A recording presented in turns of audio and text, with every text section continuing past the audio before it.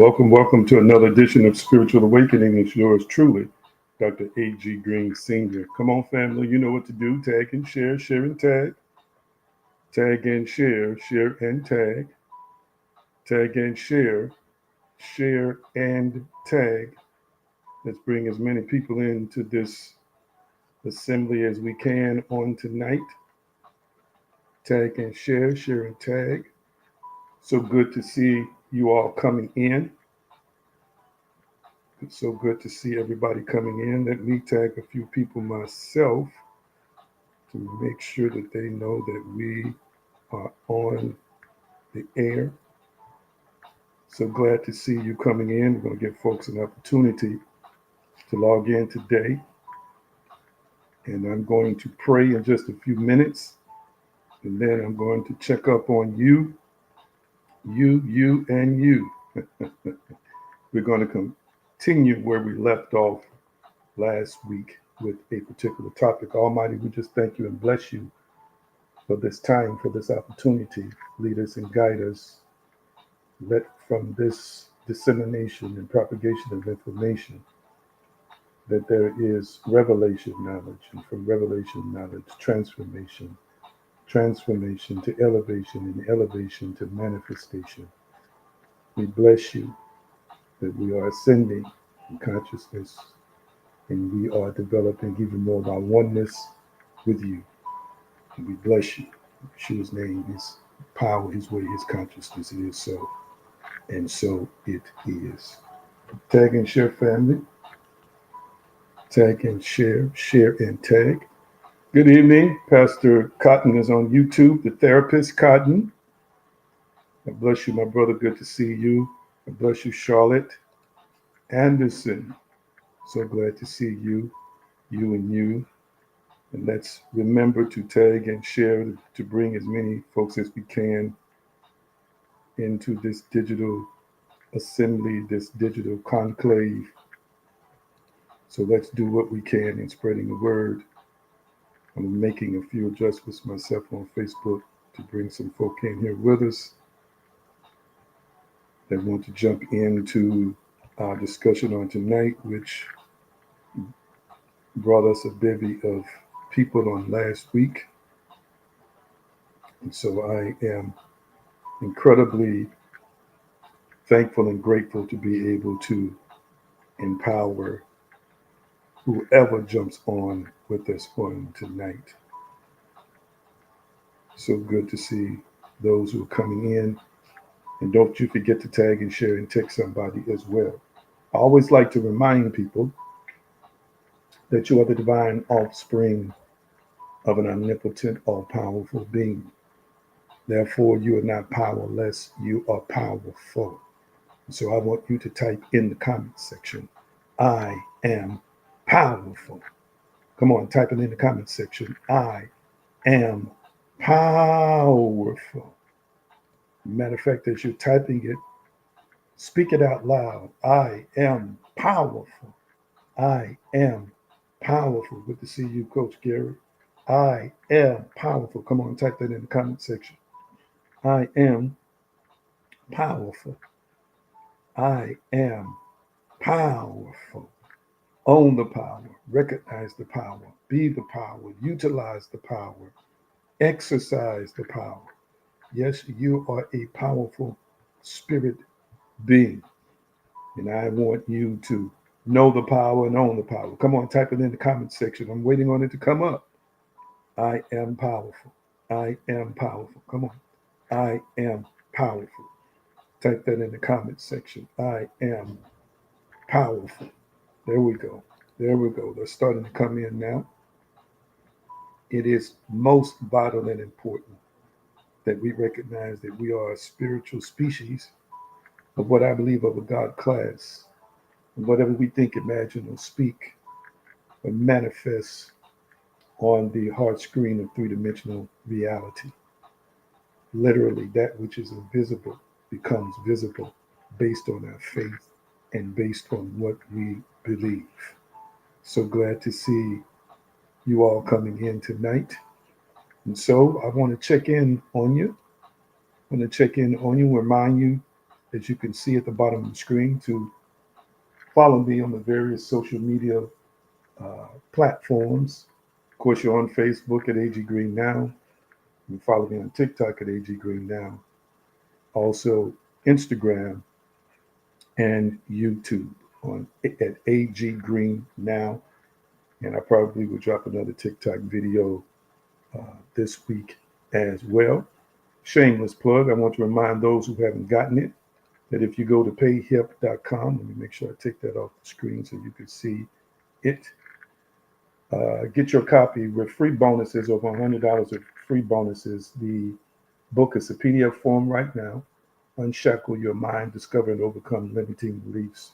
You get some powerful companions with it, including a mind map as well as a video explainer, all in that same package, Unshackling Your Mind by yours truly, Dr. A.G. Green. It is not a religious book. It is a spiritual and metaphysical book that highlights a lot of psychological components that if you access the information and utilize it, it's going to have a powerful, powerful impact on you. So just wanted to remind you to pick that up, payhip.com/AG Green now, as soon as you possibly can. It might be something good to have in your library and something good to read over the upcoming holidays as well. Again, good to see you, Charlotte. Good to see you. Miss Dina Crosby is on. God bless you, Miss Dina. Hillary C is on. Good evening. So we've got people watching from YouTube and Facebook. So when I put their names up, like this too shall pass as therapist, also Pastor Cotton is a therapist. When you see the YouTube emblem, it means that they are watching us on YouTube because we're streaming with a simulcast of sorts to 2 social media platforms right now. So glad to see all of you all. Don't forget to tag and share and tag and share and tag. Now I got to check in on y'all before we get going. I got to check in on y'all real quickly. What's good? What's good? What's good? Tell me about your week. And remember, there is no judgment. This is all highly subjective. And how you say your week has been is how your week has been. And so this is me checking on you to see exactly how your week thus far has been going for you. So I'm waiting on you. Mine is, I don't want to do the traditional religious Christianese stuff, but it's been an eventful week. Uh, Blessed, empowering, enlightening, introspective. Um, yeah, that's pretty much how I would describe my week. A very interesting, I would dare say, in some respects, momentous as well. All right. So that's pretty much how my week has been going.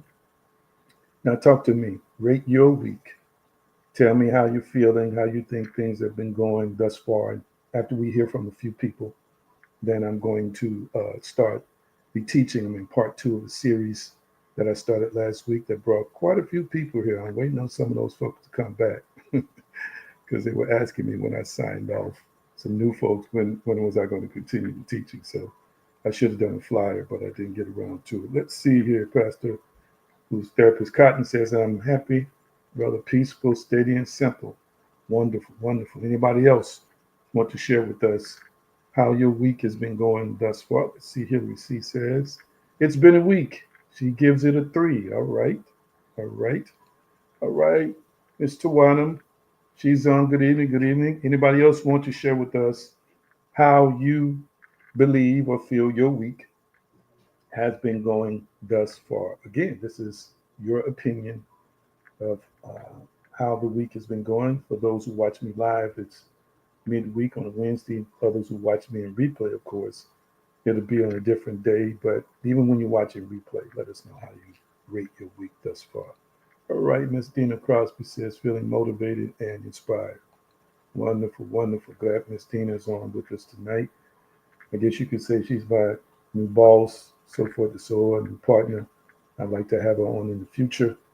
She's a financial guru to give us some tips. Anybody else want to share how your week has been going? thus far? Anybody else? I appreciate those who have shared. Appreciate those who have shared. Now, I started a pretty interesting subject last week, and as I stated to you all last week, as I was pondering what I should present or talk about, this came up into my consciousness. Some folks would say came into the spirit. In my case, up into my consciousness. God bless you, Kenesha. She says, God is moving in my life. Wonderful. Glad to hear that. This particular subject, something I'm quite familiar with, that I had not discussed in quite a while due to personal situations and circumstances. But I have certifications in counseling and, of course, a degree in counseling. And as a pastor for over 25 years, I've counseled scores and scores of couples. And so I was kind of surprised when this subject matter came to heart last week about an hour or two before I went online. So I'm going to continue my discussion with you tonight. Uh, and I hope that you're taking notes. And for those who are in the dating stages, this is part of your premeditative experience as you are deciding whether you should move forward in a relationship. And for others who are already married, this is also a good evaluator of where you maybe are in the different phases and stages of your relationship. This is part two, 5 signs a relationship is unfit for marriage. Now, we normally talk about spiritual, metaphysical things. All of this is a spiritual and metaphysical topic. Because as I shared with you last week, marriage is more spiritual and psychological than it is physical. We are spiritual beings having a physical, three-dimensional experience in physical avatar bodies. But the real you is a spirit, not just from the suggestion and opinion of biblical texts, but from the opinions of all of the other texts of other ancient religions. They pretty much say the same thing in this respect, that the real us are spirit beings. 5 signs of relationship is unfit for marriage. Y'all ready for some more? If you're ready, type I'm ready. Y'all ready for some more? Y'all ready for some more? Let me see who's ready. That's right. Tag and share, share and tag. It might get a little thick up in here. It might get a little thick. Last week it got a little thick. But nevertheless, you all hung in there with me. And I appreciate that. Tag and share, share and tag. 5 signs. I got 2 I'm readies. All right. All right. Very good. Very good. Got 3 I'm readies. Thank you so much. Appreciate you. Appreciate you. Let me go back over the first 2 points, give you a brief recap. And for those who are new, if you go down the timeline just a little bit, you will see the first installment of this presentation. I won't be able to go in depth in terms of everything that I discussed last week, but you're more than welcome to go back and check it out yourself. The first 2 signs, which are very powerful signs, before I get to number 3 today, I hope to do number 3 and 4, but if I don't, number 3 to me is just as pivotal and critical as the other 4 of the 5 that I've mentioned. But the first 2 were pretty big signs. The first one, of course, is physical abuse. So I want you to type. Matter of fact, I'll put it up on the screen for you so you won't have to type it. Number 1 was physical abuse. Physical abuse. If you are being physically abused and you're dating somebody, that relationship is not fit for marriage. And I read you these statistics. Nearly half, 43% of dating college women report experiencing violent and abusive dating behaviors. That's quite high.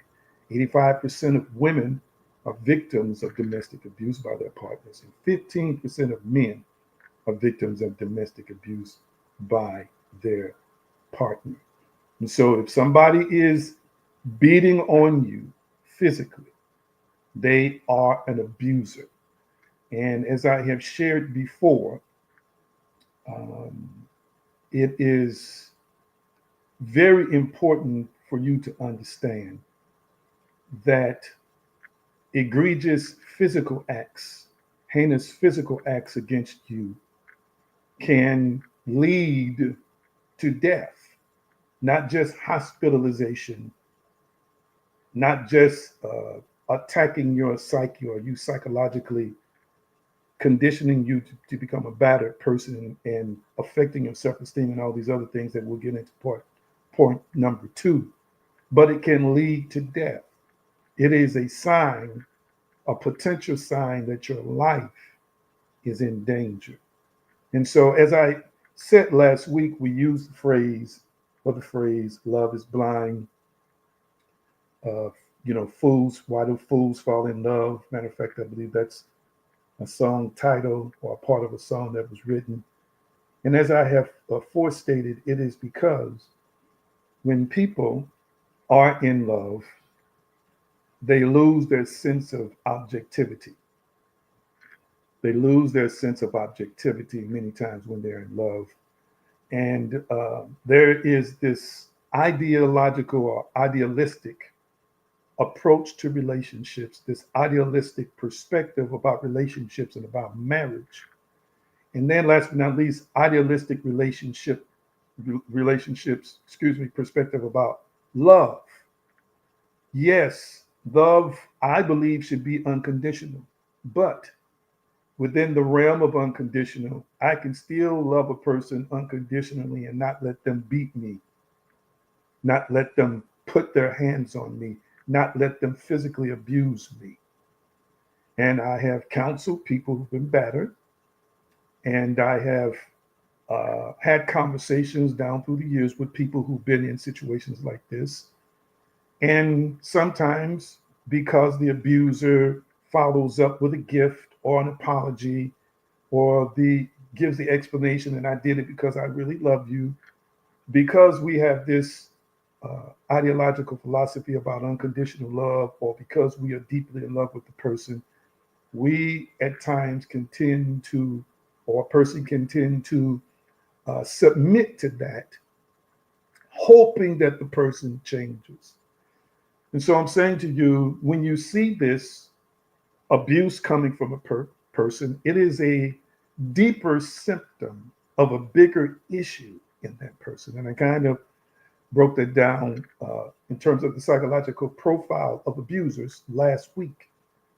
There's a deeper symptom of a bigger issue or a bigger problem with that person, that the longer you're in the relationship with them and they have not conquered that aspect of their being, that part of their psyche, that part of their mind, it's only going to get worse for you. Abusers typically, again, feel small minded, they feel inferior. At some point in time in their lives, they've been bullied, most likely abused themselves. And so, as a way of making themselves feel better, last but not least, I don't want to go into all of the symptomology, but they're also big controller, massive controllers. They love to control situations, and that control is about them protecting themselves from what they perceive to be a threat to their heart, or a threat to their desires, or a threat to their plans. And I don't care how many church mothers surround you in church and pray for you. I don't care how many preachers lay hands on you and talk in tongues and prophesy and tell you to stay. Listen to me, family. If you are being physically abused before you get married, you need to cut that engagement off. And if you're married, you need to create distance. Because not only are you potentially in danger, but if you've got children that's a part of the equation, they are potentially in danger. I'm gonna have to go on Facebook and see if I'm getting any likes and hearts to see if anybody's engaged in what I'm saying. Am I making sense to anybody thus far? Love does not beat your brains out. Love does not control you by being abusive to you. That is not love. That is physical abuse. And whoever the person is that's doing the abusing needs some serious help. I wish I had more likes and hearts. Am I making any sense to anybody tonight? God has never intended for relationships nor marriages to be filled with physical, emotional, verbal abuse, and all these other things that I'm discussing with you on tonight. create some distance. All right. If you don't want to cut the relationship off, they need to get some help. Plain and simple. I know of situations where men went from beating the wife and then or the girlfriend, and the girlfriend or the wife decided to leave, and they ended up killing the girlfriend or the wife and the kids.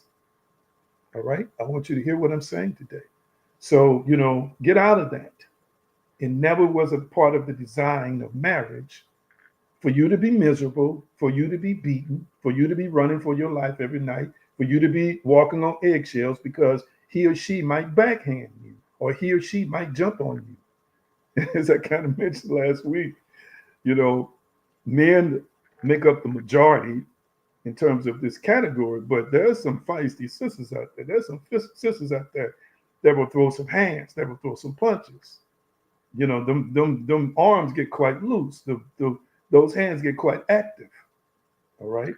In either case, on whatever side of the aisle you're on, family, it is a sign that it is unfit for marriage. Number two, again, I don't want to cover it as exhaustively as I did uh, last week. I'll read this text. Husbands, love your wives, seek the highest good for her, and surround her with caring and unselfish love, just as Christos or Christ also loved the church and gave himself for it.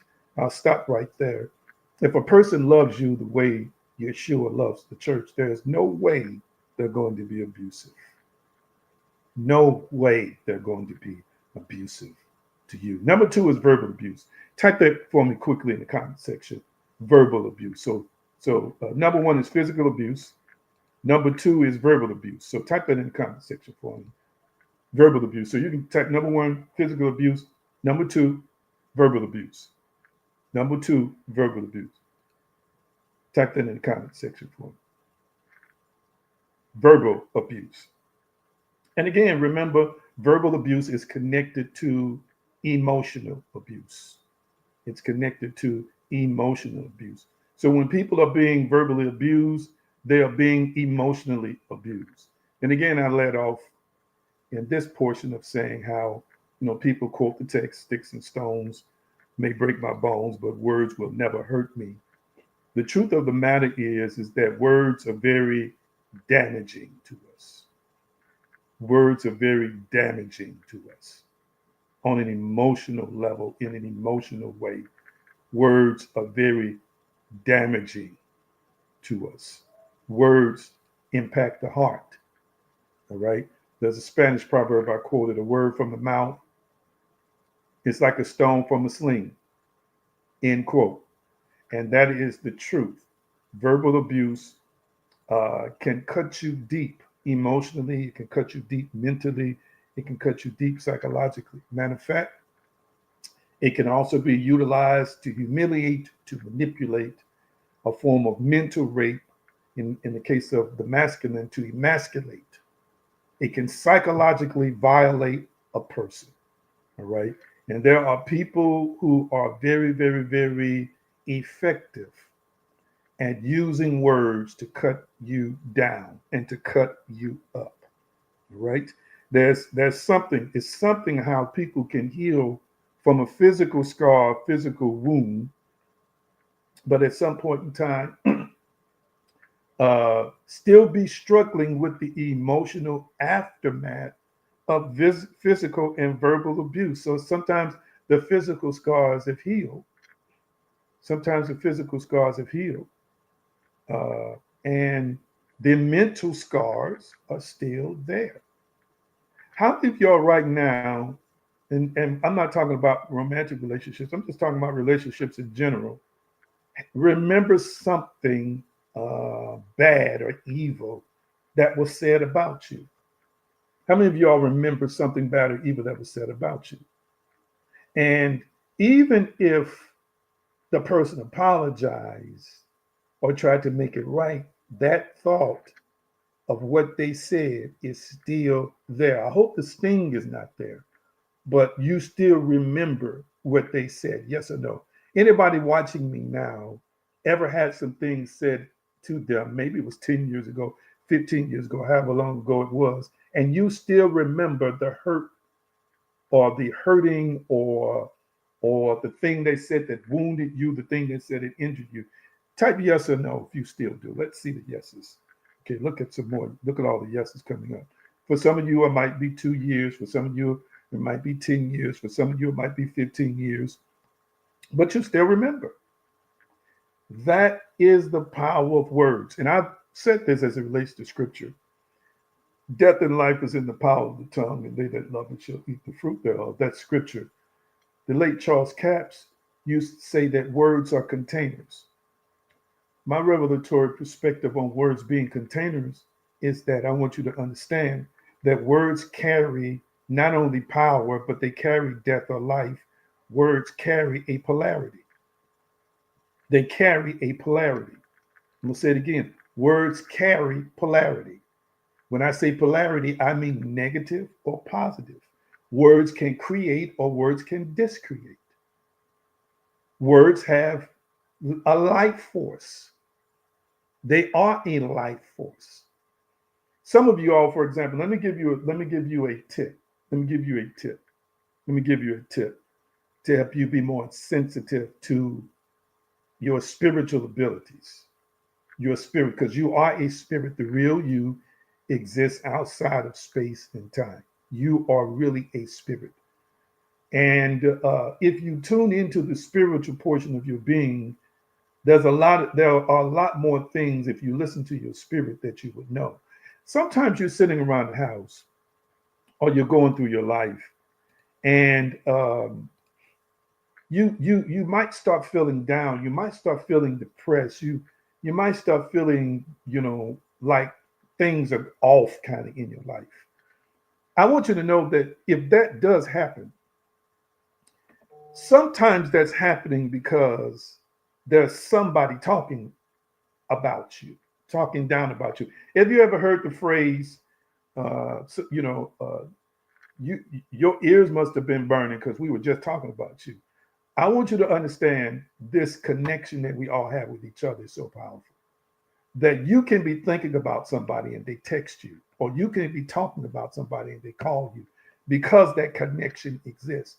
So, what I'm saying to you is just like you understand that principle and that truth, understand that sometimes there's an attack happening against you and you are sensing it with your inner man. The attack is verbal conversation that's happening in another geographical location or another place about you, but you can sense it and feel it in the spiritual aspects of your being. All right. So I brought that illustration up to say words are powerful. Yes, they are filled with life, they are filled with death. So when we are saying stuff about people, it's not merely an exterior thing. It's not merely an assassination of a person's character. It's not just demeaning and humiliating, but it is literally as a spiritual life force attacking that person, dragging that person down spiritually, mentally, and of course, how you interpret something mentally, eventually it is activated in a negative or positive sense in your body. Hear me. You can be with somebody who's so verbally abusive, they make you sick.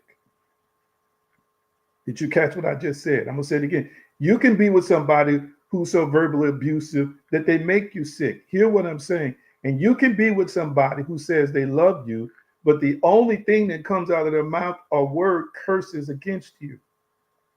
Word curses, family, are alive and real. And if you don't protect yourself, are damaging to you. Some of you are right now, hear me, and I'm going to move on to number three because I know you want to hear number three tonight.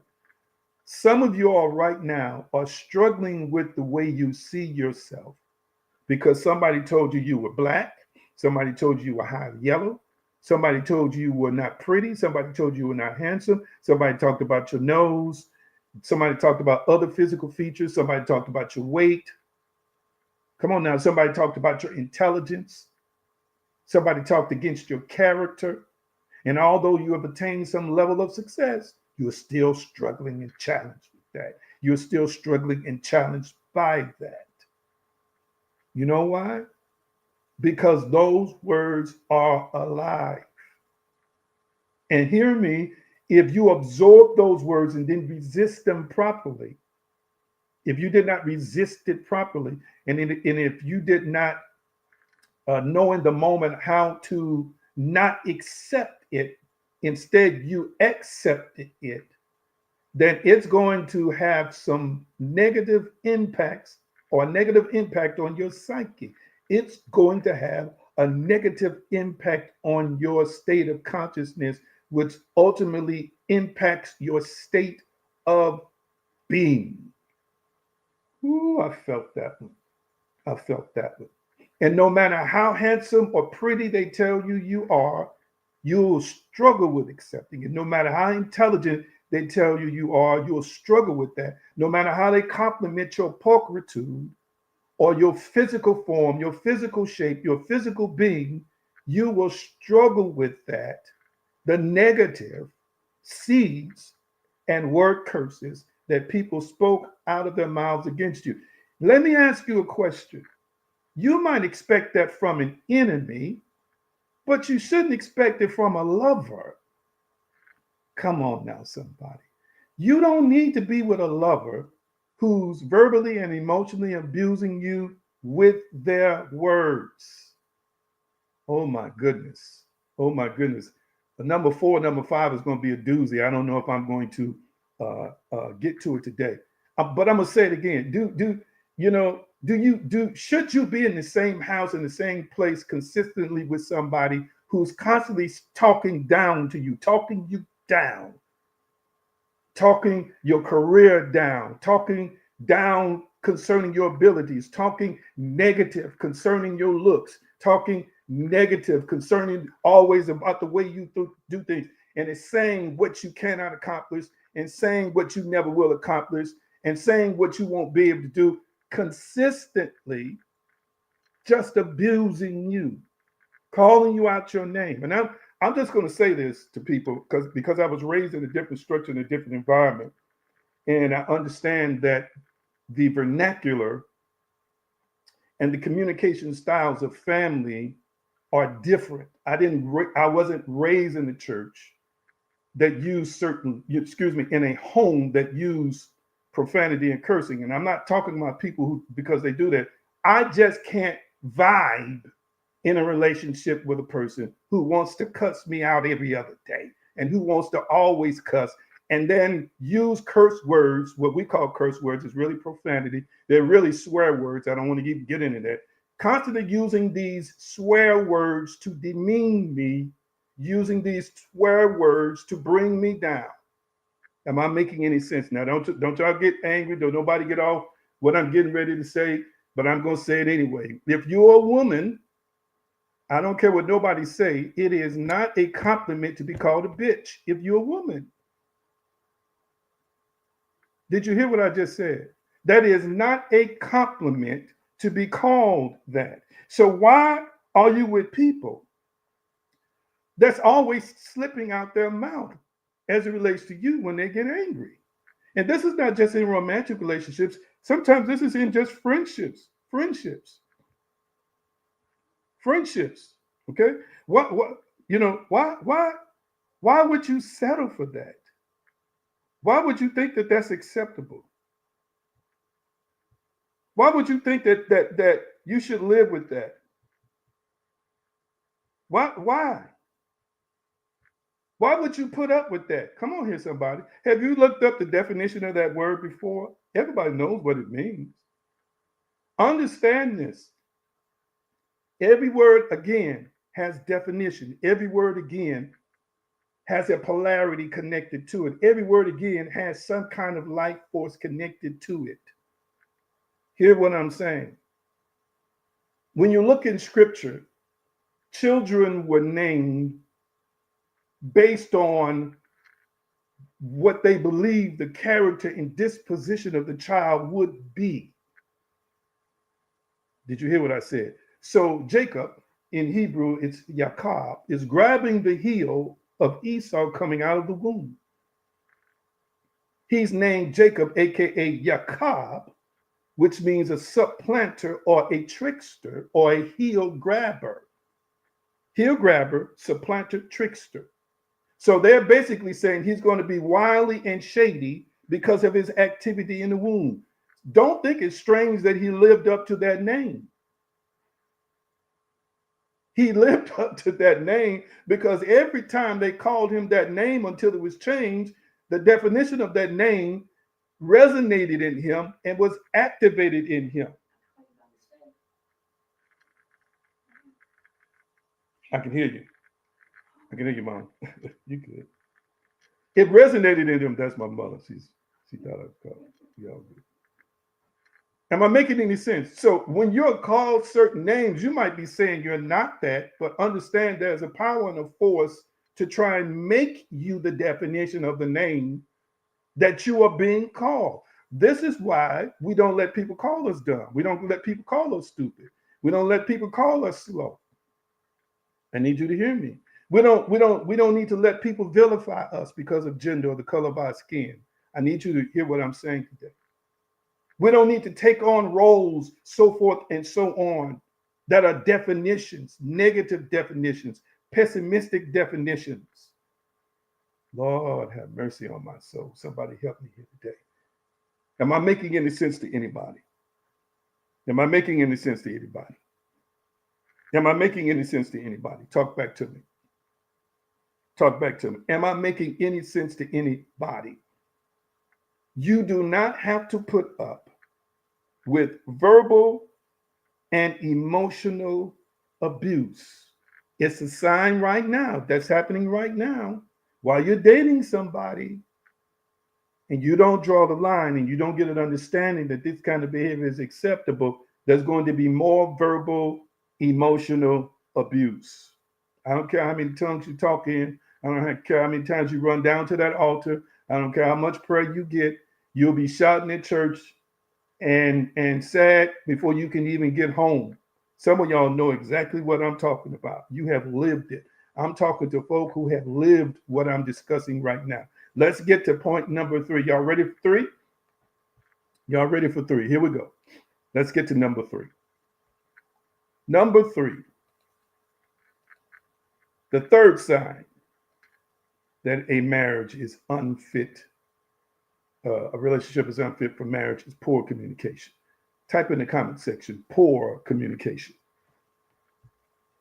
Type in the comment section, poor communication.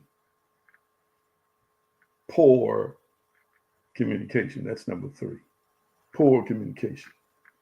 So I want you to consider that a lack of communication is typically on most counselors and marriage therapists' top 5 reasons of why couples divorce. As a matter of fact, on divorce.com, it's reason number 5.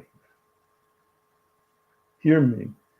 You can't resolve issues, convey feelings, plan, or connect intimately without communication. I want you to understand that in many cases, communication fosters intimacy. I'm going to say it again. In many cases, communication fosters intimacy. It's not just sex. Sex is only one form of intimacy and really is rated as second at best in comparison to communication. Did you hear what I just said? It is a form, it is something that leads to intimacy in a relationship. When a person won't communicate, the relationship at some point in time is going to fail. Okay? Remember, when we discuss communication, we're not just talking about talking with your mouth. We're also talking about listening. Type it in the comment section. Communication is both talking and reflective listening. Type that in the comment section. Communication is both talking and reflective listening, although we know there are non-verbal forms of communication, but you know what I mean. In the typical sense, I want you to realize it's both talking and reflective listening. All right? I want you to understand that. So here's a warning. Here's a warning. If you are with a person now who will not talk, the relationship is already in trouble. You're already having a monologue, and it's only a matter of time before it fails. Being able to communicate, here's a quote from Dr. Edward Dreyfus, clinical psychologist and life coach. He says, being able to communicate well requires both good transmission skills, articulation, and good receptive skills, listening.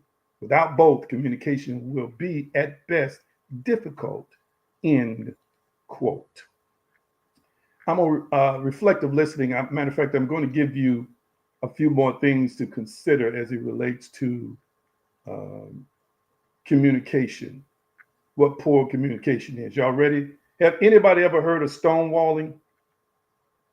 Type yes or no if you've ever heard of stonewalling. I'm going to talk to you right now about what constitutes poor communication. Anybody ever heard of stonewalling? Because I'm going to tell you what that is. Anybody ever heard of stonewalling? Let me tell you what stonewalling is. Stonewalling is avoiding conversations or withdrawing emotionally. I'm going to give you a couple more of these and then I'm going to stop because I need to. Well, actually, this is going to be the last one I cover today.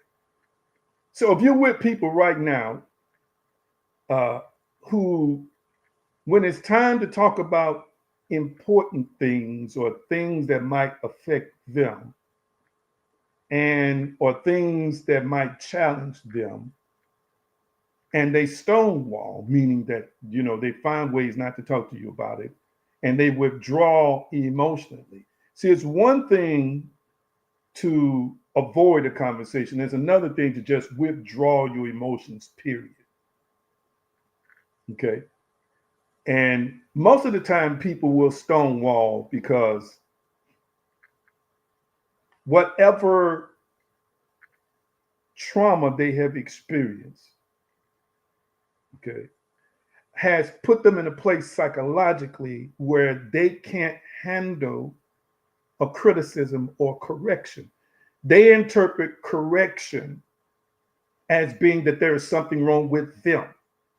I'm telling you what I know as a counselor. I need you to hear me. I'm going to say it again.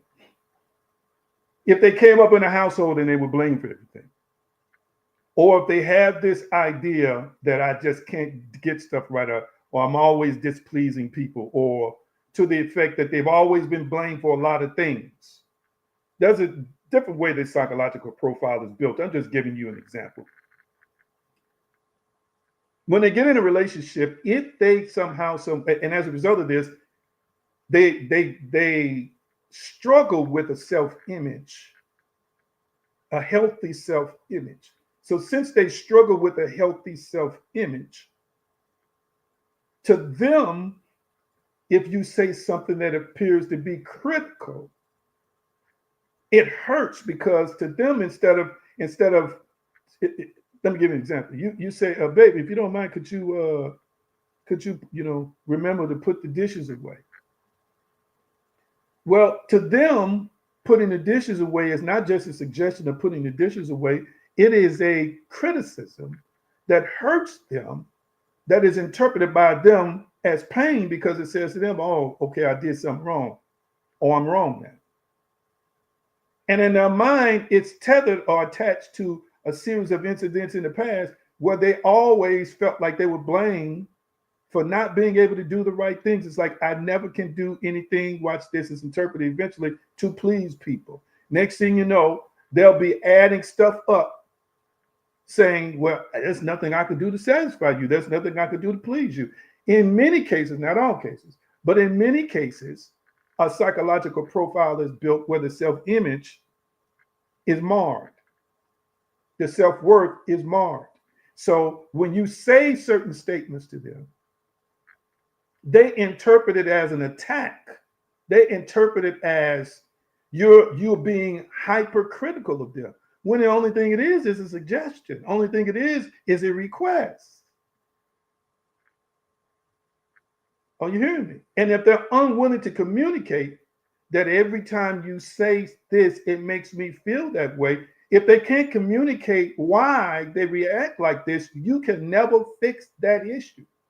Because hear me, family, when it's a purely innocent issue, the way I'm explaining it to you, where that woman is just merely making a suggestion to that boyfriend, or in marriage, that husband, hey, babe, if you don't mind, put the dishes away. And he gets all upset in his feelings and withdraws after that.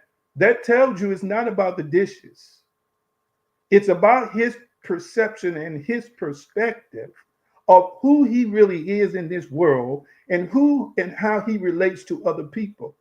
And far as he is concerned, that correction is a criticism, and that criticism is an attack on his character. You know that's not what you meant, but he interprets that as what you mean. Lord have mercy. Lord have mercy. That's right. The therapist is chiming in. They do ask the question, what did I do now? What did I do now? Okay. And watch this. If it's not true, you'll never get to the root to stop producing that fruit unless that partner is willing to communicate and say, when you say this, I feel like this. But instead, they'll just avoid future conversations and withdraw themselves emotionally. That relationship is already in trouble. That's stonewalling, avoiding conversations or withdrawing emotionally. Here we go. Passive aggressive behavior, indirectly expressing discontent through actions rather than open communication. That's passive aggressive. So you ask him, hey, is something wrong? What's going on? Oh no, I'm fine. But you notice that they withdrew some of their kindness, they withdrew some of their goodness. You notice that there wasn't much communication in the car. So there's nothing wrong, but the aggressive aspect comes out when they withdraw and stop talking. I need y'all to hear what I'm saying today. Hey, yeah, we had that conversation. You sure you good? Yeah, I'm good. I'm good. But you notice that night they're all walled off and closed off. Or they'll do something to show you that I don't like what's going on without actually telling you they don't like what's going on. Lord have mercy. I ought to have more likes and hearts. I hope y'all hear. That is passive aggressive behavior. Hear me. That is a form of communication that you don't want in a relationship. Hear me. So watch this. Watch this. Here's a good example. Say the man always puts gas in your car, and you all have an argument or altercation, and you discuss it, or well, in many cases, you halfway discuss it, and they say, yeah, I'm good. I'm fine. Yeah, I'm fine. And they're going about the business. Now, 100% of the time, they make it their business to serve you in this way, to make sure you always had gas in the car. You had this altercation, and after the argument, they say they're good. And you notice the next day, they don't ask you about your car, and they don't put any gas in your car. And it is not that they forgot, because they never forget. Don't get me wrong. A person is entitled to slip in their memory. It could definitely happen. But I'm talking about cases where no, it didn't slip in the man's memory. The man is showing aggression by withdrawing that kind, loving behavior. Am I making any sense to anybody? If I'm making any sense, give me some likes and hearts. So it's like they're not going to say it with their mouth, but they're going to show you with their actions. That's passive aggressive communication. Here we go. Interrupting or not actively listening. So when I talk about reflective listening, I'm talking about listening to put yourself in the person's shoes and actually think about what they're saying when they're talking. Watch this. Not listening to form a defense. Reflective listening, again, is not you talking and I'm listening to you forming my comeback, forming how I'm going to counteract your argument. Lord have mercy, somebody help me. While you're talking, I'm not really paying attention. That person not really paying attention to your heart on display and the points you're trying to make. They're automatically in their mind. If you can see inside their mind, it's like they're in a law, a legal law library, or it's like they're pulling up videotape and they are coming up with a defense while they're talking to you. They're not actually trying to feel what you're feeling in the moment. They're not actually trying to say, is this possible that she's right or he's right in what I'm saying? No, they are in the process of forming a rebuttal, forming what they're going to say next. That's why sometimes you can say something and it seems like a person didn't hear what you said. And watch this. Sometimes they did hear audibly what you said, but they didn't hear with their hearts. Oh, it's not the same. Again, they could hear audibly what you said, but not with their heart. Reflective listening is done from the heart. It's not merely done from hearing the interpretation of vibrations in the air that we call, it's called sound, that we call eventually interpreted by the brain as hearing. No. They hear, oh yeah, they heard what you said, but they didn't hear you from the heart. Because had they heard you from the heart, they would have said, can I be too aggressive sometimes? If you said they were aggressive, if you said they could be too hard, if you said, they don't take enough time. Or if they were listening from the heart, they would be asking themselves the question, am I really? Maybe, is it possible I can do better in that area? No, instead, in order to protect their ground, in order to protect their territory, they're not listening from the heart. They're listening with the intent of forming a redress to you about how you're wrong and they're right. Thank you. I see the hearts coming in. Thank y'all so much. Thank you so much. It helps the algorithm. So reflective listening is active listening, meaning I'm not listening from a logical standpoint. I'm not listening with the intent of protecting and defending myself. No, listen to me. I'm listening with a purpose of feeling you, baby, feeling you, love, wherever you are. I need to understand, okay, is it possible? Because watch this. If you really want to be the best version of yourself for that person, and you're really secure enough within yourself to know your character and your disposition, then you're not going to be threatened every time somebody comes up with a criticism about you. You want to be the best. You want to please God, watch this, and you want to please your girlfriend, your fiance, your spouse. Hear me.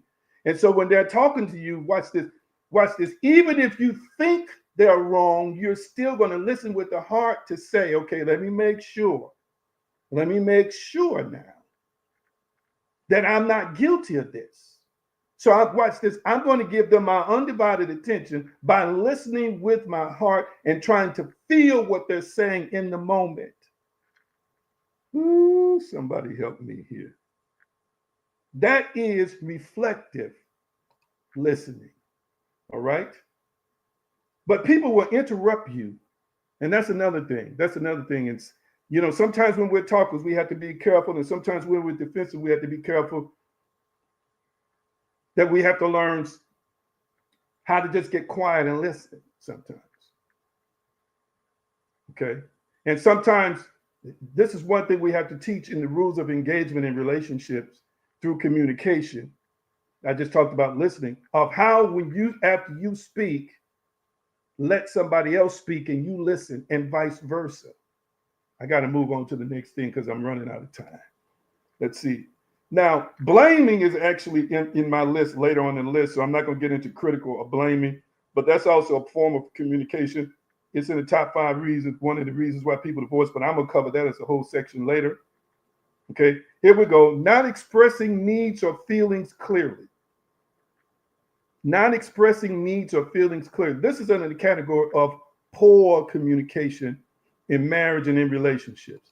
Okay, here we go. Have you ever been in a relationship with somebody and You got into this big argument. Got into this big argument.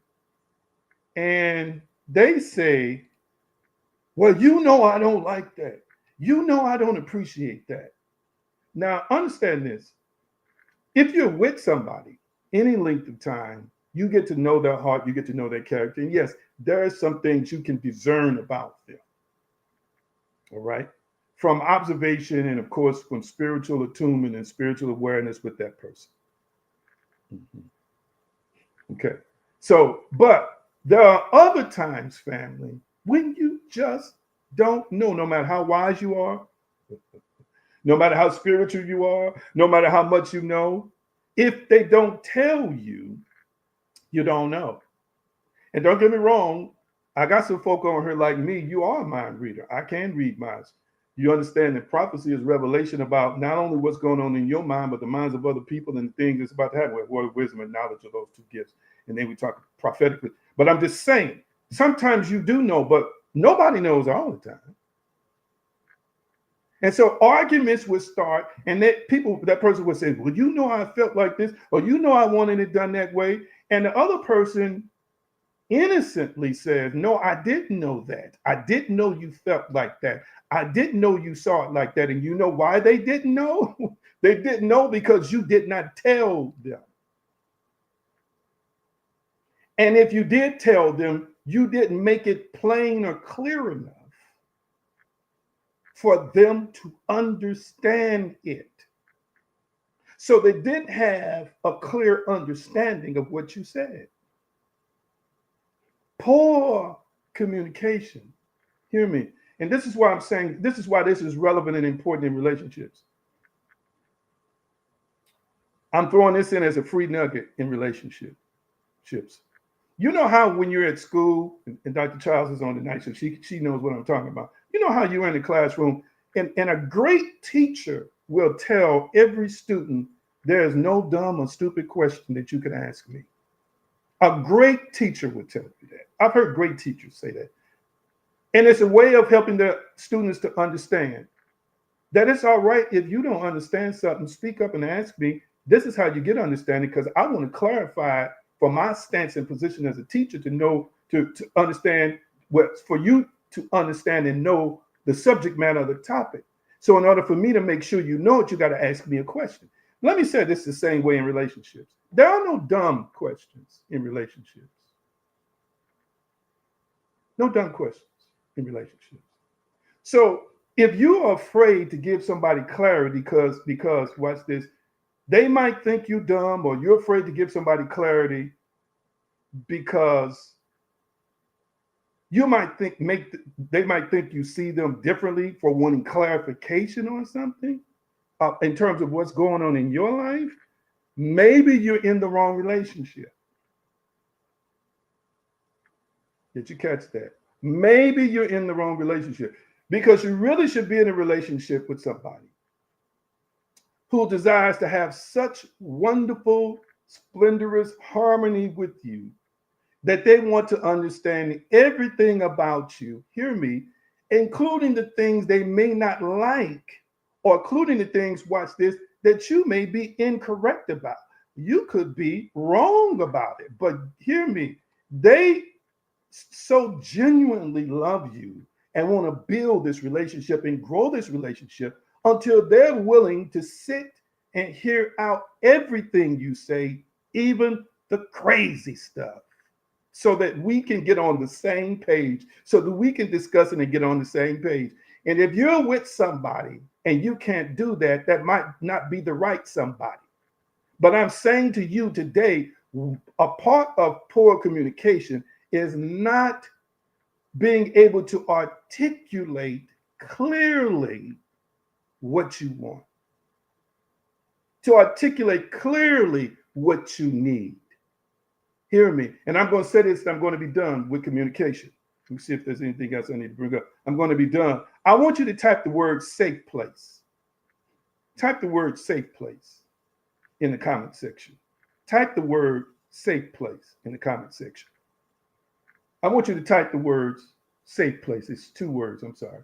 2 words, safe place. Type that in the comment section for me. Type that in the comment. There you go. Good, good. Thank y'all so much. Thank you so much for typing it for me. Safe place.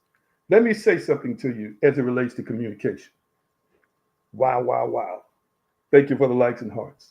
This should be my final nugget because I'm already about 3 minutes over time. If you're dating somebody, if you're engaged to somebody, and if you're married to somebody, that person should be your safe place. And what I mean by that is you should be able to communicate anything you want to say to that person and know that it is safe with them. Wow.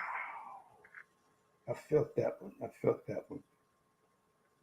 You know that it is safe with them. They're not going to gaslight you. They're not going to belittle you. They're not going to trample you.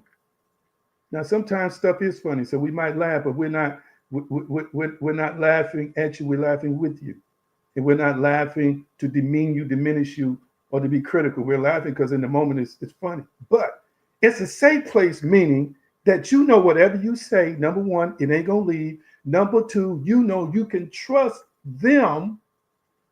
That even if by chance you're off or wrong, they still gonna love you.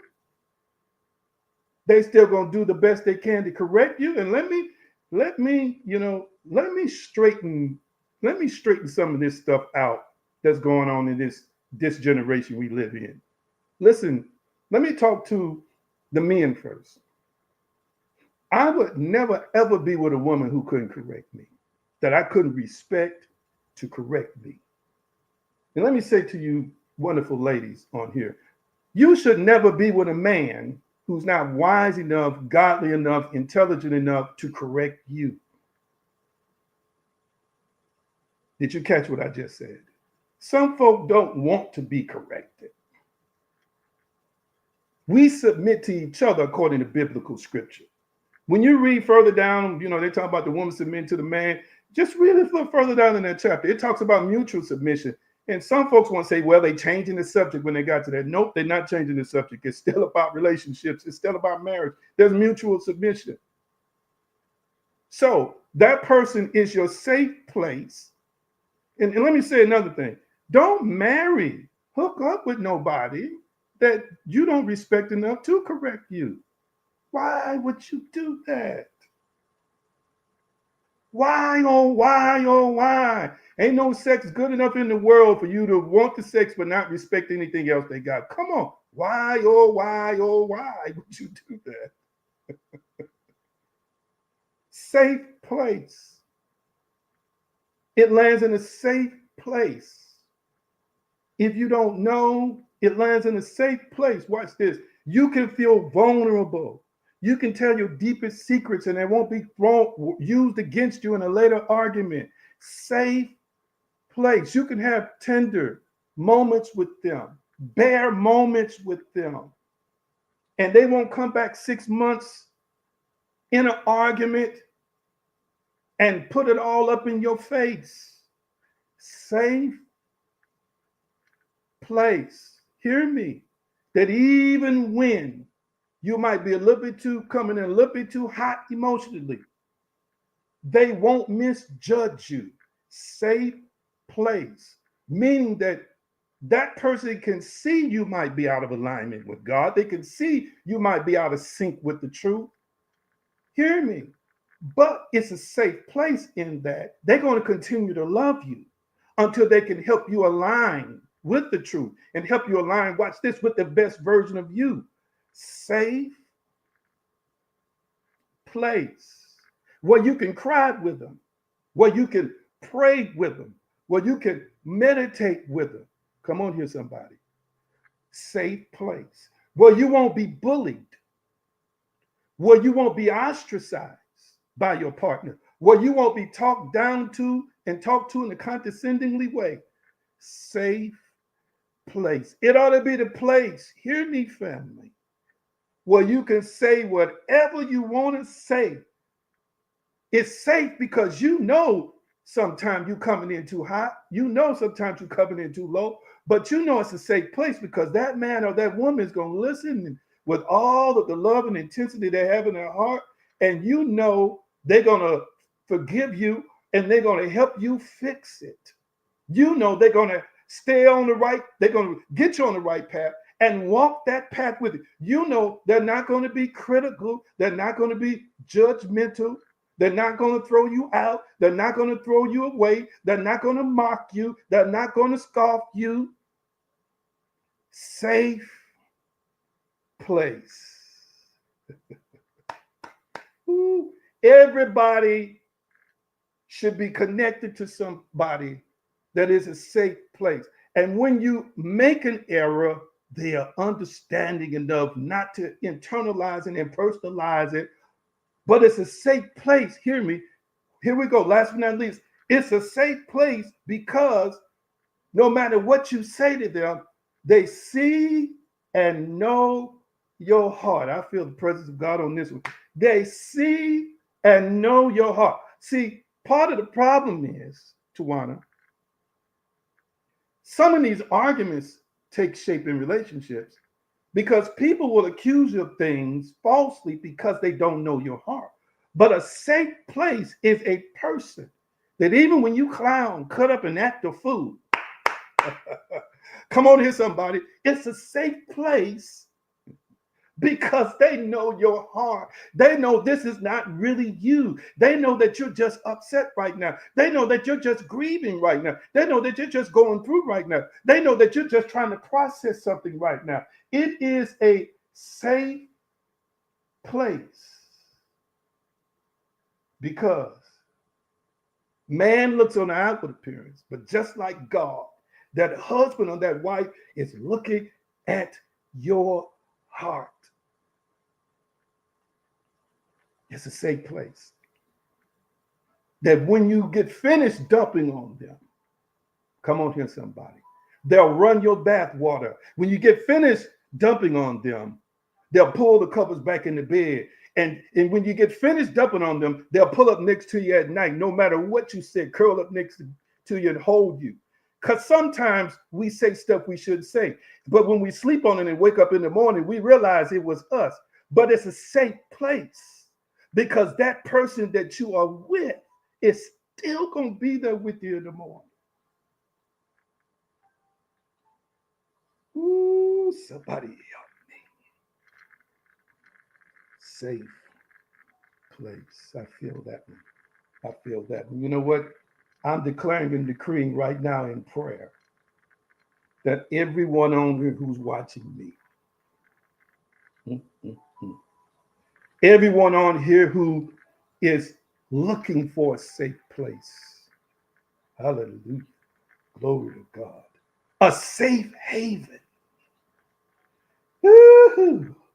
Somewhere God has placed in a man or a woman somebody who loves you to the bone, who is safe for you to cry with, safe for you to be angry with. Watch this, safe for you to grow with. Hear me, safe for you to heal with.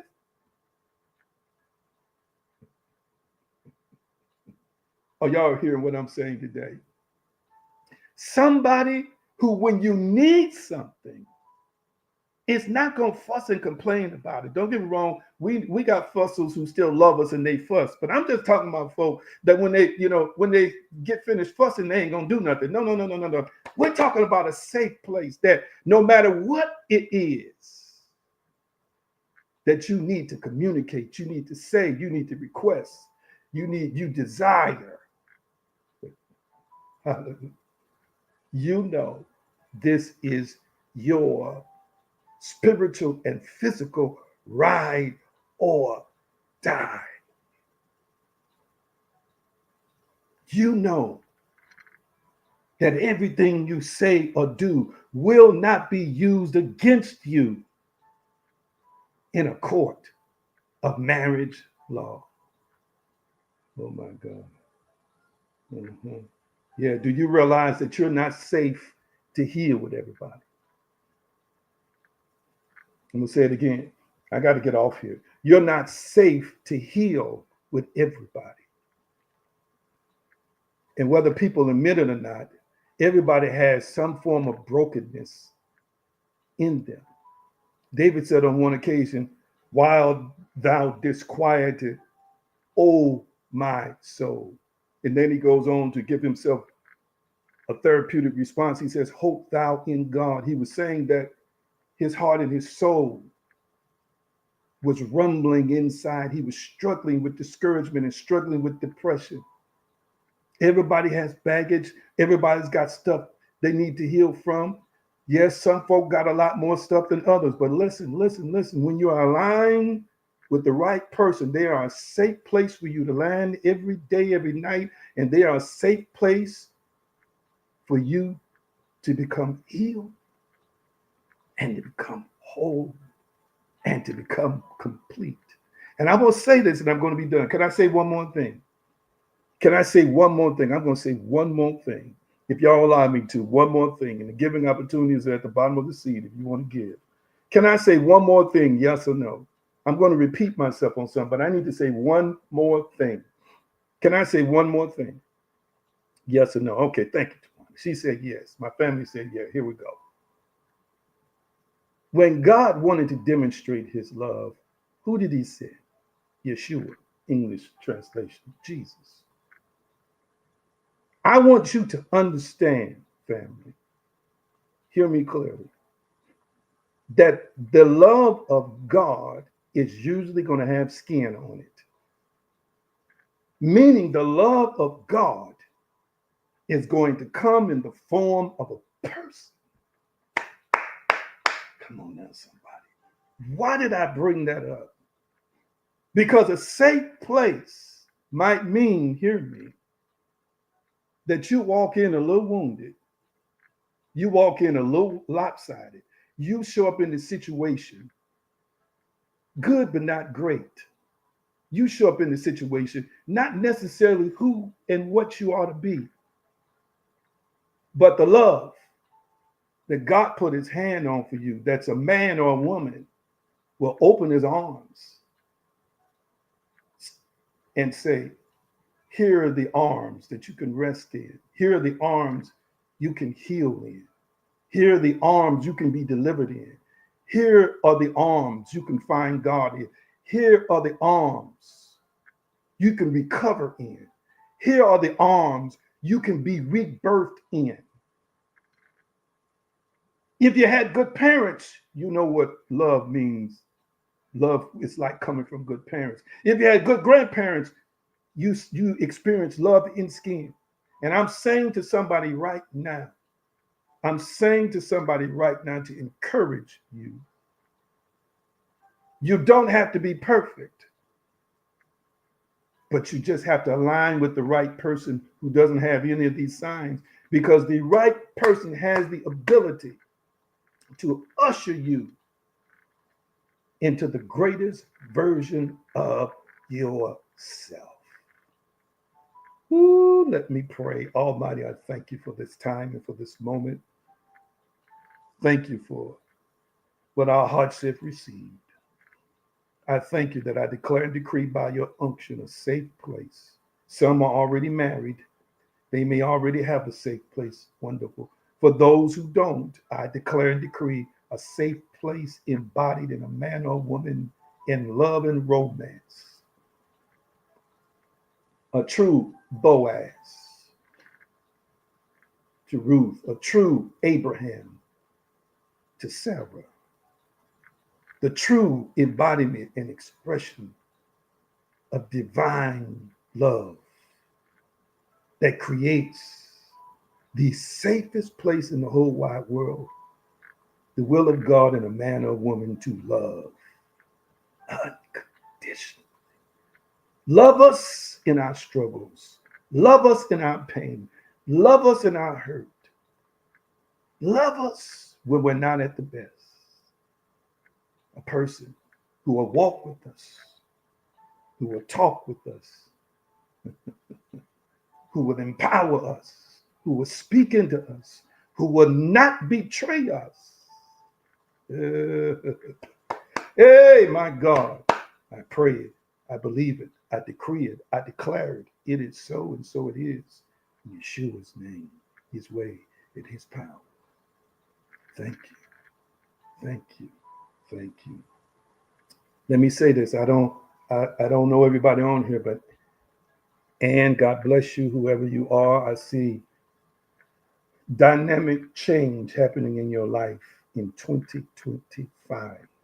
And I don't know you, but there's a hard shift that's already begun. I hear the Spirit of God say, whatever it is you have been desiring these last 10 years, you're going to begin to see it manifest 2025. And God is even shifting some people around in your life. And I don't know you, honey, but God is shifting some people around in your life.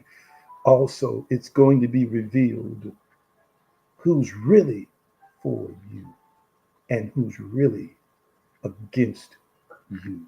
There have been some misunderstandings, some misconceptions. People are looking at you in the wrong way, but that's about to be reversed and that's about to be changed. Hmm. God is looking at your heart. It's not about perfection, it's about your heart. It's about what's in the depth of your heart that some folk don't even know. It's about the treasure of your heart that God only knows. You are about to be vindicated. Listen, only you know. Only you know. And what that means. You are about to be vindicated. You've been falsely accused of some stuff. I don't know what it is. But I know the truth.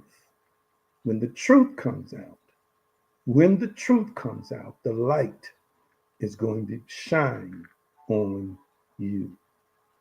But God loves your heart.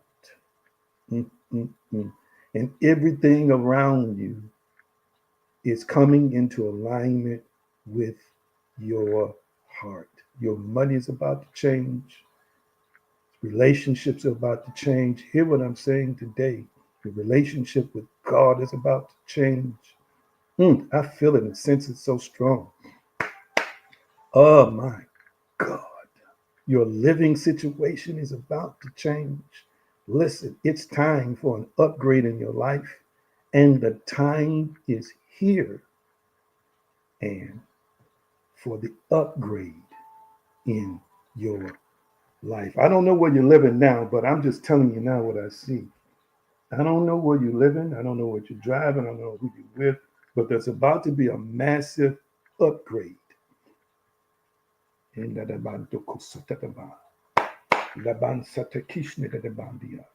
massive upgrade is taking place in your life. I'm going to say it again. A massive upgrade and is taking place. And we give you praise, Almighty. We give you glory. It is so, and so it is. Even career opportunities. Even career. I don't know what you do, but I keep hearing business too. Mm, mm, mm. There are wealth of ideas, of industry in you, and there's a wealth of industry in you. Almighty, I thank you for connecting her with the right resources, the right partnerships. Yes, Lord. Yes, Lord. Yes, Lord. The right partnerships, that there might be a full manifestation of the industry that is in her. And I bless you and I give you praise. Last but not least, they that sow in tears shall reap in joy. And you've sown not only tears, but you've sown time, you've sown love, you've sown gifts. Reaping the celebration of your harvest is here. It's here right now. I'm saying it again. If I were you, I'd be thanking God right now. The celebration of harvest time is now in your life. People are coming out of the shadows. They're going to just do stuff for you. They're going to pay stuff for you. They're going to connect you to the right people to communicate with and to talk to. Things in synchronicities and confirmations are happening right now while I'm talking, as soon as tomorrow, as soon as this week, because this is a now moment for you. Doors are bursting open. Windows are bursting open. Listen, you don't have to cry and beg for nothing. It is already yours. It is already now. Oh my God. I sense this so strong. Am I the only one sensing this? Am I the only one feeling this? Whoever you are, and you're somebody. Whoever you are loved by God. Whoever you are a powerful woman of God. And Almighty, we bless you and praise you in this moment. It is so, and so it is. Listen, I'm on time. Let me get off here. Cash App $AG Green or $AG Green down if you want to share in your love gifts today. Oh my goodness. I feel the presence of the Almighty so strong. I'm going to release you with the Shalom blessing. I'll be back with part 3 next week. Y'all want to hear the next part 3? I'll be doing 4. Maybe I'll get to 5 next week. Can we rejoice with Ann right quick? Come on. Can we celebrate with Ann? I don't know who Ann is, but Ann is getting ready to flow in such a powerful dimension and powerful place. It's just going to be good to know Ann here. It's just good to know Ann here. Come on, let's celebrate Ann in the chat real quickly. Some of y'all already started. Let's celebrate Ann in the chat real quickly. Thank you. Sharita's already responded. Come on, let's celebrate her. Even those who are on YouTube, come on, let's celebrate her. Let's celebrate her. Hallelujah. Thank you. It is so. And so it is. We rejoice with those who rejoice. We rejoice with those who rejoice. 2025 is a big year of a big door for you, Pastor Cotton. A big year with big doors, Pastor Cotton, who is also a therapist. A big year with big doors and new relationships in the counseling world, and new relationships in the ministerial world. My God, I sense it so strong. And new relationships in terms of romance for you, Pastor Cotton. He's on YouTube. My Lord, I sense it so strong for you. I sense it so strong for you. The prayers of the righteous availeth much. Your intent, your desires have been heard, Jerry, Pastor Cotton. Believe to receive because you had believed. It is so, and so it is. I got to go. Thank y'all for celebrating. And tonight, oh my God, I did not know that was going to happen. And again, if you want to share, I got a tear in the left corner of my eye. I feel that. I sense that deeply. We roll back and resist any death. Any death. We resist death now. We resist death now. In Yeshua's name. Glory to God. I'll be back with part 3 next week. Love you so dearly. Your week is dynamic and your week is great. Love you all too. Appreciate you.